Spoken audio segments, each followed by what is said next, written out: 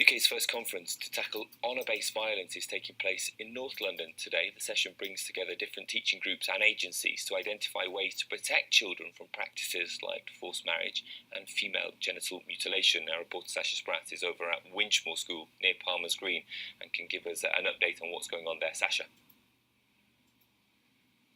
Well, there are more than 100 representatives here today, not just staff from schools, but also police officers who deal with safeguarding issues, as well as charities who are leading in research on the issue. And they'll be leading the discussions on this big issue of violence-based honour violence.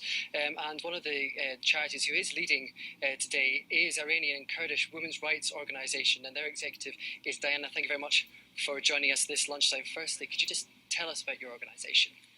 Iranian and Kurdish Women's Rights Organization, we call it IKWRO for short, is set up in 2002 to tackle honor-based violence, forced marriage, female genital mutilation, and different form of violence within Middle East and North Africa and Afghan communities. So our main issue is helping women through advice and advocacy and counseling, and also we provide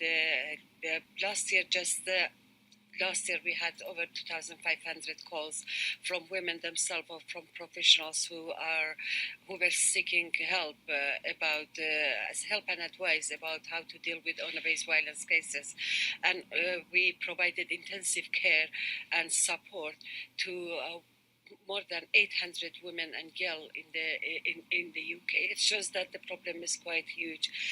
We provide refuge for Middle Eastern women as well. From last year, we set it up.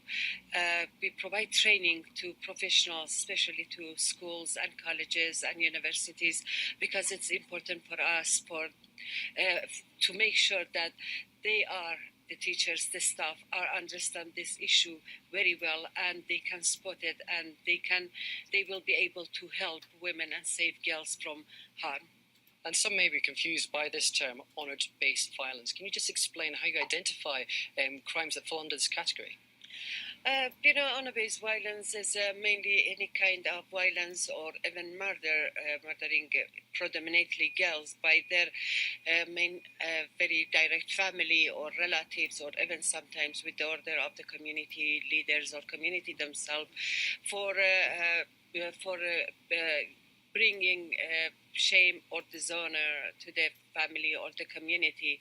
The motivation is the honor of the community, the reputation of the family, and any harm which is especially related motivated to honor-based violence, it is kind of honor-based violence, and sometimes girls especially will be killed, so they can be victims of honor killing. Even it happened in many cases in the UK.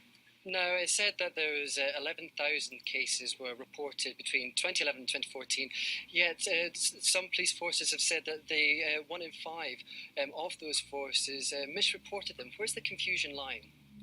They need to be aware of that. Very simply, they need to receive trainings, they need to have raising awareness, they need to be educated, and education, in our point of view, is very key for police station, for police officers, for schools, for any other people.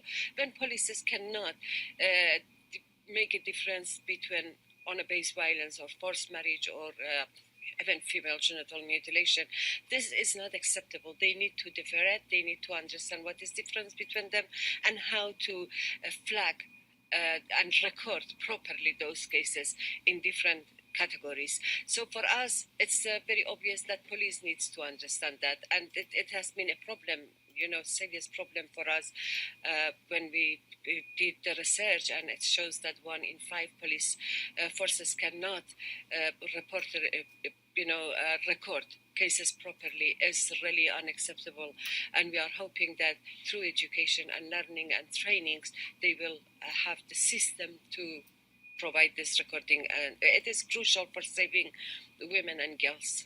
Okay, thank you very much for joining us this lunchtime. Well, there you heard, education seems to be key as part of this conference, which is running throughout today, which is the UK's first conference on that issue of honour-based violence.